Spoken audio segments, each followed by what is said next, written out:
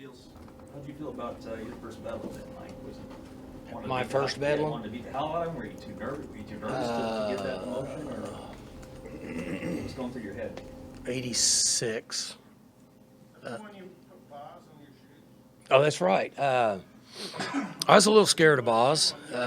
Boz scared me a little bit. I knew pregame. Boz was on a different type of artificial nutrition than I was. Period. I saw Boz when I visited OU it would have been January of '86. And when they took me out to whatever nightclub or wherever we went, and he was there, and it was cold because right back in January, years ago, January is a cold month here in Oklahoma. And I probably had on, whatever sweater and coat I could have. And I remember being in that facility or that party or whatever, and he had a tank top on. And so, obviously that's a big dude. So I was a little concerned about it when I played him based on the artificial nutrition that he had going on that I didn't have. But once the game started, it didn't make a difference to me. I mean, if we're going to have a fight, we're going to have a fight. It is what it is. You brought up visiting Norman, someone's going to ask you about this morning. You ever think what your life would have turned out had you gone to OU? Because you were committed to them once upon a time, were you not? I was committed there, yes. I'd probably be the head coach at OU. I mean, I'm just saying. I mean, that's probably what would have happened. But I'm in a great shape here. I don't have to listen to all that down there. But you recognize, in fact, true or false, you recognize the fit was better here in terms of what you offered as a quarterback. Yes. What won out? Wasn't a real smart guy, but they just won a national championship with the best, obviously, well, I shouldn't say the best, one of the best option quarterbacks to ever play college football, and he was a true freshman. And he was getting all kinds of fur coats and cars and stuff, so I didn't see where I fit in on that gig. Don't you think you've been He was on the NIL plan.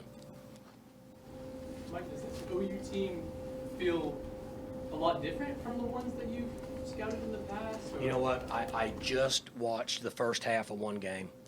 I've been doing other stuff, and normally I've watched several games by now, and I have not watched. I'm through one half of the first game, and I haven't got there. I apologize. I just had other stuff going on. I guess from the casual watching, and I don't know if you've gotten to catch them if they play different time slots or anything, but have you gotten to see much of their just throughout the season? I've not seen one game. Have not seen one game. We've had the 2:30 games, and so we're doing all of our stuff in the mornings, and by the time I get home in the evening, now maybe I did see him play a little bit of somebody in the evening. I can't remember who it was. I didn't watch very much. Maybe Kansas State. They played a night game? Yeah, I saw a little bit of it. Yeah, I saw a little bit of that one, but not a whole lot. I don't know why I didn't watch more of it. What's your familiarity with Brent Venables? Well, him being here, I mean, he was here for a long time, and then obviously he's a Kansas State guy.